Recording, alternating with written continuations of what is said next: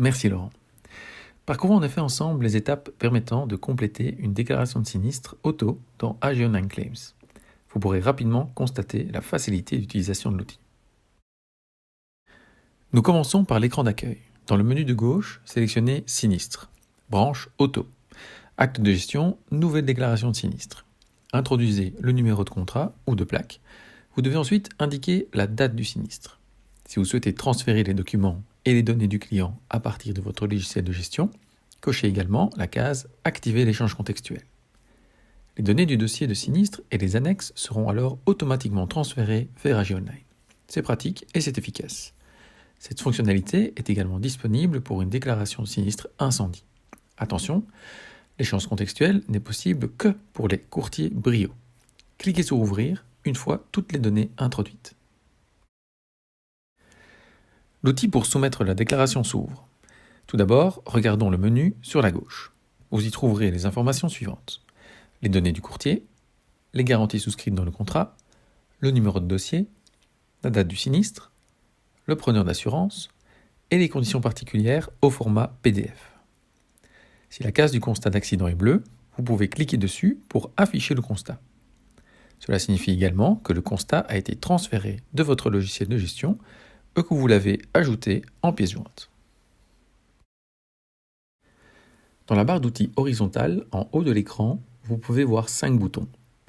D'abord, sauvegarder. Ce bouton vous permet d'enregistrer temporairement la déclaration et d'y revenir plus tard. Attention, la déclaration sera conservée pendant 1 mois dans AGO9. Si vous avez coché « Activer l'échange contextuel » à l'écran d'accueil, les pièces jointes sont automatiquement reprises de votre logiciel de gestion. Vous avez également la possibilité d'ajouter de nouvelles pièces jointes. Utilisez toujours le format JPEG, PNG ou PDF. Pour les documents PDF, la taille maximale est de 6 mégas. Le bouton « Imprimer » vous permet d'imprimer la déclaration. En cliquant sur « Envoyer », vous transmettez effectivement la déclaration à la compagnie. Et enfin, le bouton « Annuler » sert à classer la déclaration sans suite. Pour compléter la déclaration, il vous suffit de parcourir 4 onglets. Premier onglet, Déclaration. Deuxième onglet, Détails. Troisième onglet, Préférences. Et quatrième onglet, qui est aussi le dernier écran, c'est-à-dire la confirmation. Nous commençons par le premier onglet, Déclaration. Si vous utilisez votre propre référence pour le dossier de sinistre, vous pouvez l'introduire ici. Choisissez ensuite les circonstances du sinistre. Que s'est-il passé ? Sélectionnez la situation appropriée ou choisissez « Autre ». Des questions supplémentaires peuvent être posées en fonction des circonstances choisies. Si vous avez indiqué « collision avec un animal » par exemple, l'outil vous demande notamment s'il y a également eu contact avec un autre véhicule. Indiquez ensuite là où les garanties que vous souhaitez faire intervenir. Bien entendu, seules les garanties souscrites s'appliquent. Vous souhaitez aussi avoir recours à la protection juridique ? N'oubliez pas de le mentionner. Important à savoir, les sinistres protection juridique ne sont pas créés automatiquement. Le gestionnaire doit encore examiner la demande et la transmettre au service Providis. Dans le bloc de description, vous indiquez où l'accident s'est produit, en Belgique ou à l'étranger. S'il y a des blessés, oui ou non. Et n'oubliez pas de décrire le sinistre dans les champs de circonstances. Dans le bloc suivant, indiquez si un constat d'accident a été complété. Oui ou non. Si vous cochez oui, joignez une photo du constat ou sélectionnez un fichier sur votre ordinateur et ajoutez-le via drag and drop. Si vous avez utilisé l'échange contextuel, le constat d'accident est déjà ajouté. Vous devez également répondre aux autres questions. Indiquez ensuite si le constat d'accident a été signé par les deux parties, oui ou non. Cliquez sur Suivant pour passer à l'onglet Détails. Indiquez l'heure dans le premier bloc. Introduisez ensuite le lieu de l'accident. Essayez d'être aussi précis que possible. Sélectionnez ensuite le ou les véhicules concernés par cette déclaration. S'agit-il d'un véhicule ou d'une remorque ? Dans notre exemple, nous sélectionnons véhicule et le véhicule assuré apparaît. Indiquez s'il s'agit bien de ce véhicule ou d'un véhicule de remplacement. Répondez à la question dans quel état se trouve le véhicule ? Est-ce qu'il roule toujours ? Est-ce qu'il est immobilisé ? Ou est-ce que vous ne savez pas ? Vous pouvez indiquer les dommages en cliquant sur le bouton « Dommages au véhicule ». Indiquez ici les parties endommagées, si elles sont connues, et compléter éventuellement la déclaration des dommages. Cliquez sur « Fermer » après avoir indiqué les dommages. Désormais, vous pouvez voir la mention « Dommages au véhicule terminé ». Cochez. Dans le bloc des intervenants, vous pouvez mentionner qu'il n'y avait pas de conducteur dans la voiture au moment du sinistre ou cliquer sur le bouton « Ajouter un intervenant ». Qui pouvez-vous ajouter ? Eh bien, le conducteur, la partie adverse et d'éventuels témoins. Pour sélectionner le conducteur, il faut donc cliquer sur le bouton « Ajouter un intervenant ». Complétez les données du conducteur principal, habituel ou autre. Pour favoriser un traitement rapide du sinistre, il est important d'indiquer toutes les informations concernant le conducteur principal et la partie adverse, s'il y en a une, bien entendu. Cliquez sur le bouton vert « Ajouter » pour ajouter un intervenant supplémentaire, comme des témoins ou des passagers, par exemple. Vous pouvez indiquer les informations concernant l'accident dans le bloc « Constat d'accident européen ». Pour ce faire, cliquez sur le bouton « Détail de l'accident ». Vous devez suivre 3 étapes. Première étape, quel véhicule l'assuré conduisait-il ? Le véhicule A ou le véhicule B ? Dans les détails de la collision, cochez la situation appropriée et répondez aux 2 questions. Y a-t-il un croquis sur le constat ? Oui ou non ? Le croquis correspond-il aux cases cochées sur le constat ? Oui ou non ? Cliquez ensuite sur Suivant. Complétez ici tous les commentaires qui figurent sur le constat d'accident. Et enfin, 3e étape, cliquez sur Fermer. Indiquez si un PV a été établi ou non. Si oui, encodez le numéro du PV. Et répondez à la question de savoir si le conducteur du véhicule assuré a été soumis à un contrôle d'alcoolémie, oui ou non. Si vous avez déterminé vous-même l'éventuelle responsabilité, vous pouvez l'indiquer au bas de l'onglet Détails, en droit, en tort, 50-50 ou indéterminé, ou encore à discuter. La responsabilité effective sera encore confirmée à la réception de la lettre d'ouverture. Plus les informations introduites sont complètes et minutieuses, plus la réponse automatique sera précise lorsque vous soumettrez la déclaration.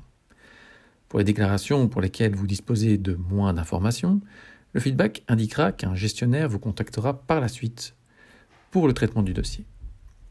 Cliquez sur Suivant pour passer à l'avant-dernier onglet. Le 3e onglet vous permet de communiquer un certain nombre de préférences. Dans le bloc du haut, commencez par indiquer les préférences pour le règlement du sinistre. Le client souhaite-t-il faire réparer son véhicule ? 3 réponses sont possibles.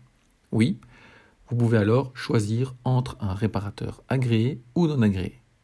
Si c'est non, le client ne souhaite pas faire réparer son véhicule, il doit indiquer le lieu de l'expertise. Complétez les champs demandés et indiquez le mode de paiement de l'indemnisation. Sur le numéro de compte du client, via le compte courtier ou via le numéro de compte connu dans le système. Ou encore, pas encore déterminé. 3e possibilité, je ne sais pas. Si vous choisissez cette réponse, il n'est pas nécessaire de répondre aux autres questions. Si vous avez coché oui, vous pouvez sélectionner un garage agréé ou non agréé.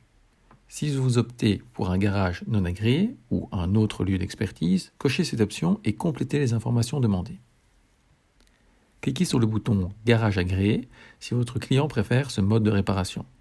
Le moteur de recherche vous permet d'effectuer une recherche en introduisant le nom de la commune ou de la ville et éventuellement le nom du garage.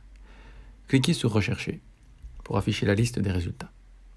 Choisissez le garage agréé dans la liste ou utilisez la carte. Si vous sélectionnez un garage via la carte, la liste des résultats change également. Pourquoi choisir un garage agréé ? Cliquez sur le lien pour visualiser les avantages.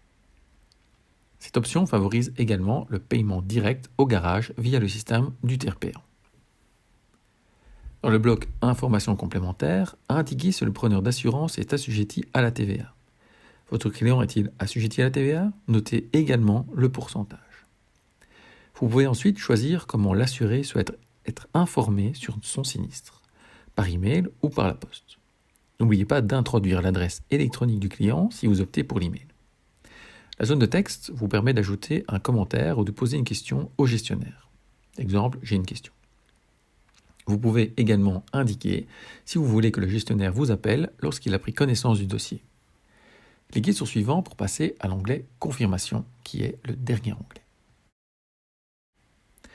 Cet onglet vous donne un aperçu des données que vous avez introduites dans les onglets précédents. Contrôlez la déclaration, les détails, les préférences et les pièces jointes.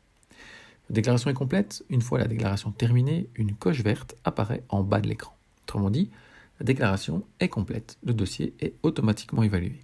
Si vous voyez une ou plusieurs croix rouges en bas, cela signifie qu'il manque certaines données. Complétez ces informations avant de poursuivre. Vous pouvez facilement naviguer entre les différents onglets en cliquant tout simplement dessus.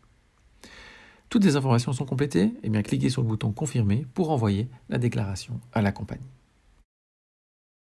Immédiatement après avoir soumis la déclaration, vous verrez apparaître un pop-up. Votre déclaration a été envoyée correctement. Dans la partie supérieure, vous pouvez voir le numéro de dossier ou télécharger la déclaration au format PDF. Vous recevrez aussi automatiquement un bloc retour avec la déclaration de sinistre au format PDF également. La partie inférieure concerne le feedback. Si nous disposons de suffisamment d'informations, vous recevrez un feedback automatique avec les éléments suivants. Le client est-il couvert pour les dommages ? Responsabilité, elle est déterminée automatiquement en fonction des cases cochées sur le constat d'accident. Il se peut donc que celle-ci soit différente de la responsabilité que vous aviez indiquée. Si cette responsabilité n'est pas la même, le gestionnaire vous contactera pour clarifier le dossier. La franchise éventuelle, la franchise fixe, plus les éventuelles franchises supplémentaires, comme pour les jeunes conducteurs ou les garages non agréés par exemple. Et si vous aviez indiqué un garage ou une expertise, la mission sera dans la plupart des cas envoyée automatiquement. Si les informations fournies sont insuffisantes, vous recevrez un message indiquant qu'un gestionnaire examinera votre dossier dans les 4 heures ouvrables. Cliquez sur Déconnexion pour clôturer la déclaration de sinistre. Au fait, j'ai encore une petite question à vous poser. Dans le cadre du projet pilote, quelle proportion de déclarations vos collègues ont-ils entièrement complétées ? 50%, 70% ou 80%? Je vous laisse y réfléchir. Mais vos collègues du pilote ont soumis une déclaration complète dans 80% des cas. Ce qu'il faut surtout retenir de leur feedback, c'est que si le dossier est complet, dès le départ, il va immédiatement dans la bonne direction. Il est traité plus rapidement et d'une manière générale, il exige moins de temps de votre part. Comme vous pouvez le constater, vous pouvez désormais facilement soumettre une déclaration de sinistre auto via AGOnline Claims. Si vous avez encore besoin d'un soutien pratique, vous pouvez bien entendu compter sur moi ou sur mes collègues Digital Support Managers de vos régions. Vous trouverez également sur l'Inside le dossier consacré à l'introduction d'une déclaration de sinistre, ainsi qu'un tutoriel vidéo et le manuel. Bonne chance à vous. Je vous propose à présent d'écouter quelques courtiers qui ont utilisé cet outil ces derniers mois.